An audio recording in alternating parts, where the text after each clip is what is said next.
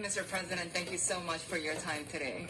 Thank you very much for giving me the opportunity to speak on all of these issues that we are facing. Especially when it comes to the global economy, to the Philippine economy, right? The global inflationary picture right now getting worse. Yeah. Prices also across the Philippines rising. What is your government doing to mitigate this? Well, certainly we have decided, actually, given the choice between defending foreign exchange and trying to remedy the situation with rising interest rates, rising inflation. This is something that we have tried to control, of course, with the usual mechanisms of moving the interest rate. Tell us a little bit about how the forex markets are doing right now. In your view, what is the appropriate level for the Philippine peso? That's very hard to say, for the simple reason that we really have not had this situation before. So it's not, there is no formula that says the range should be here to there. And it really is a reflection, in my view, is a reflection more on the strength of the dollar. And we must remember that the dollar always does well in times of uncertainty. It's a safe haven, is considered a safe haven currency. But so far, as I said, we have chosen to pay attention to the inflation rate, and I think we have managed to. We are. The last month, we are still running at around 4.7% through the year. It has increased a little bit, so we have raised interest rates a little bit as well. We have already we have raised it to 75 basis points twice already. Trying, because the Fed has been very, very aggressive in terms of raising their rates for. You started to slow down, though. Governor Manalo was telling us yesterday 50 basis points as well, right? So, what do you make of that amount of hikes from now on? Which was the high amount 50 of basis points. Yes, because really inflation is something that we have to deal with. It has gone in terms of basic commodities, agricultural commodities, general costs to everyday requirements of ordinary people, and we cannot allow it to reach to an extent where people simply cannot buy their food or simply cannot pay their electricity or their water, or all these basic things. So those are the levels that we can see. We are watching very, very closely. It never gets to that point. Although we would like to have more control over it, but we're chasing that number. Especially fuel prices are continuing to rise. How is that impacting you? Significantly, because the fuel prices actually, strangely enough, well, I think it impacts us in the same way that it impacts all the other countries. And fuel, as we well know, is such a basic commodity that everything follows fuel, and to the point that even our agricultural commodities, fertilizers, inputs have increased. Transport costs have gone up, and I've been asking our friends in the shipping industry, and they said there are no longer any charters for fuel shipments coming out of Russia, and so that again is going to. So what we are hoping to do is to go back and sort of diversify. The tendency is you get complacent and you depend on a single source. So now we will look to what we describe as non-traditional suppliers of fuel. So we have certainly depended on Dubai. We watched the Dubai oil prices, but now maybe we need to approach Russia and say that maybe they can loosen up and provide us with some fuel. Are you having those conversations with Russia? Yes, we are. We are having conversations with as many possible suppliers or potential suppliers. When could we see those supplies for us? Pretty soon. We're coming close to some agreements, and certainly it won't be. It will not be only in one place. And again, the diversification of supply lines in terms of not only fuel, for that matter, for all kinds of sanctions against Russia, given the invasion of Ukraine, worry you? Yes, well, we can see, because we can see the effects, and in our terms, the political side of it has been, of course, a little tricky. But nonetheless, the national interest comes first, and so we have to find those new sources of fuel.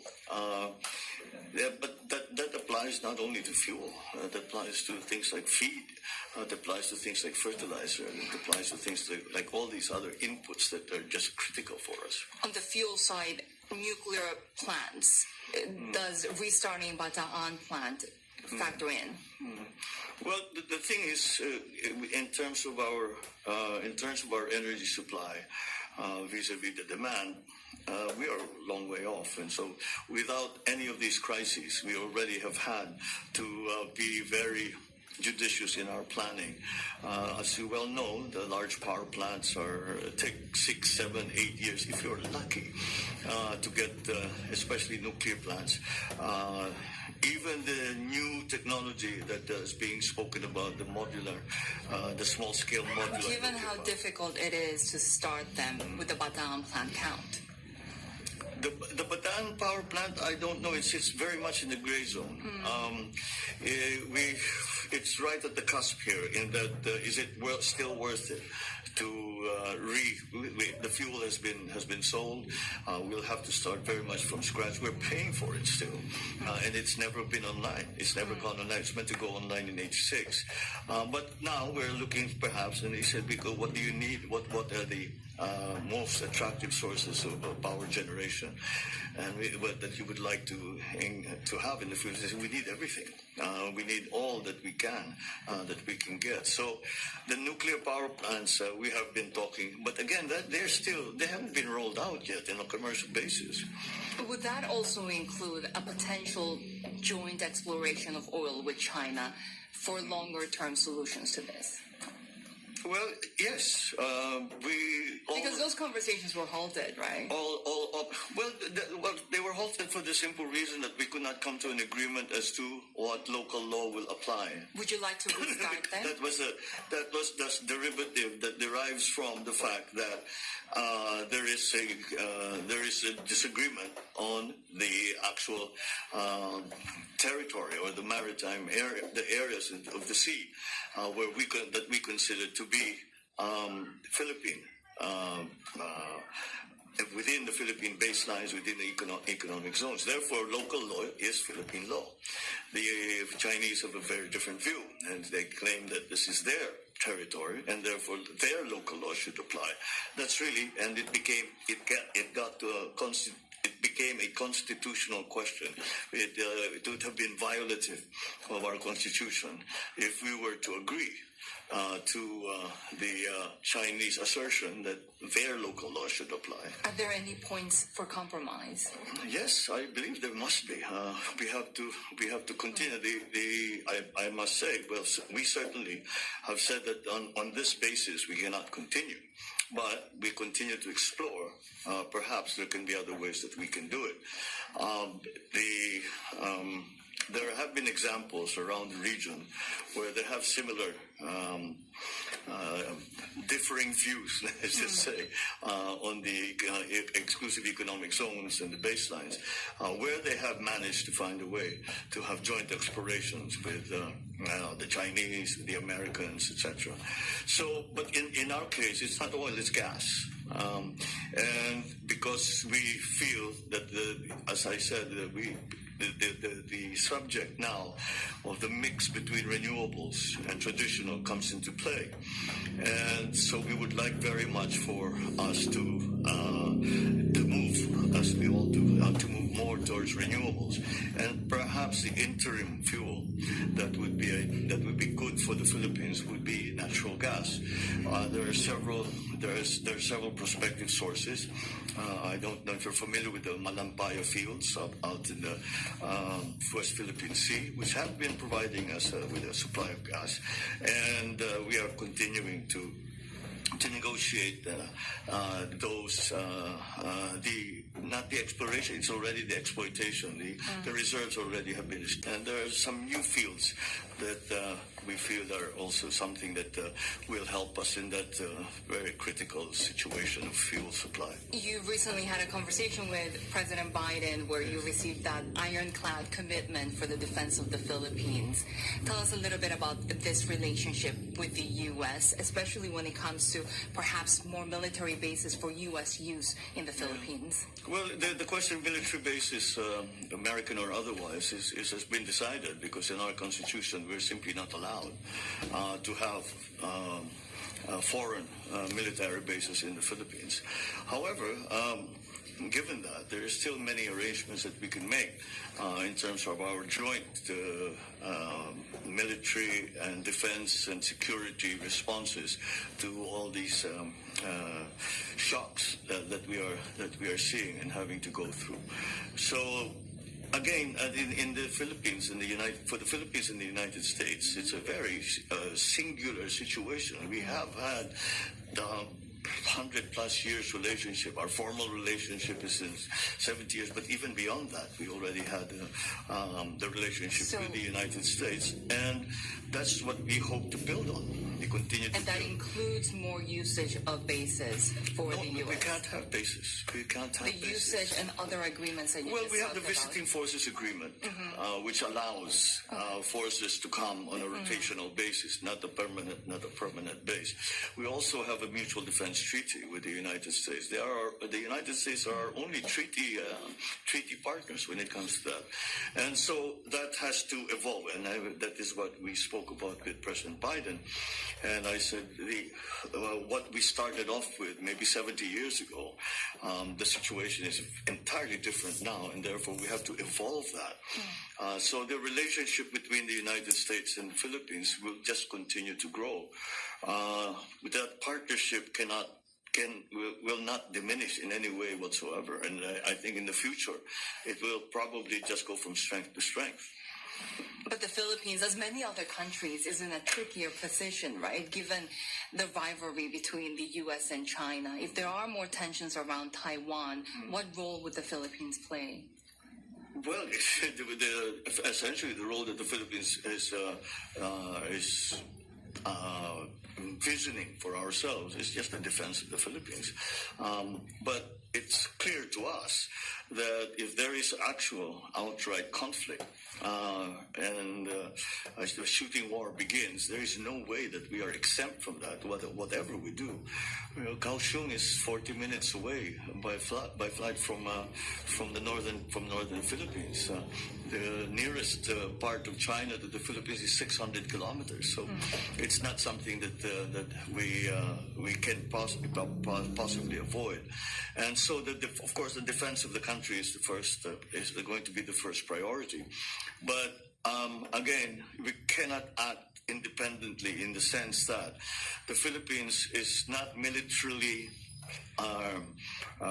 sufficiently capable to fight a war by themselves, even for the defense of the country. Therefore, we are putting much of our efforts into the partnerships that we have with our allies, with our partners. ASEAN is going to have a very large part to play in this. I really believe that ASEAN should be the main actor when it comes to the defense and security around the region. Of course, there are multilateral. That's one of the best examples of a multilateral arrangement. But bilateral arrangements with other countries also are available, and that certainly applies to the United States, where we have very strong bilateral relations, and we can use that as a basis for moving forward. But you cannot look at the security situation and isolate it to defense and security. The economies around the West Philippine Sea and the Asia Pacific region, the strength of the economies play a large part. And I've used the term economic security as a basis also for the security of our of our different member nations or different allies. And I always say that the main pillar of our foreign policy is peace. We talked about the economy, and we all know that that is top of mind, and that is critical right now. And we have many plans, and we have many ideas that we have started to put into place. But without peace, they will not be they will not come to fruition. Mr. President, finally, very recently, the Philippines marked 50 years since your father declared martial law, and your campaign has also been blamed for historical revisionism. How do you plan to move forward? I think we have moved forward. I think perhaps that political question is being raised by our political opponents, but the political cycle we have gone through during the last campaign and the last election has really given us the direction of where people want us to take the government, where the people want us to take the Philippines, and that is to economic prosperity. And that's why we have focused on that. As a matter of fact, if you look at the campaign, I did not engage on that basis. I simply engaged people on the basis that this is what we want to do for you. And this critical juncture in our economic history, that is the most important thing. And to go back to the political aspect of it, the best politics is still performance. And that's how you move forward. You perform well, and make the people do the things that you need to do so that people feel that there is an improvement in their lives. And that's the most important thing. How about plans to execute the estate tax ruling involving your family? Well, we're still, the problem with that is that it's very simple, is that we were not allowed to argue that because we were in exile. So we would like to go back and say that let's see because what really has happened is that that number that is being bandied about includes all kinds of properties that certainly we have never claimed. In fact, we have signed many quitclaims on those properties, but nonetheless, they are assessed against the estate. So there isn't the assessment rather is not based on the estate value of the estate, simply because the estate has not been probated. The estate is under the control of the government. So we have yet to define what the estate actually is, so that we are able to come to a proper assessment. And that is the issue that we would like to argue now before the courts. Mr. President, we're running out of time, I'm being told, but let me just ask you one final question. Given that investors are watching the Philippines right now, a lot of the uncertainty about the Philippines, even with the previous administration, has come from uncertainty and questions about the rule of law. What can you tell the global markets right now? What's your message? Well, the rule of law is always paramount. I mean, we have always said that we are people, we are a nation of laws rather than politics or people. And I think that if we look much closer at some of the issues that have been raised, we will find that the Philippines and the government has hewed very closely to the strictures of what the law allows and does not allow. Mr. President, thank you very much for your time today. Thank you so much. Thank you so much for your interest in the Philippines.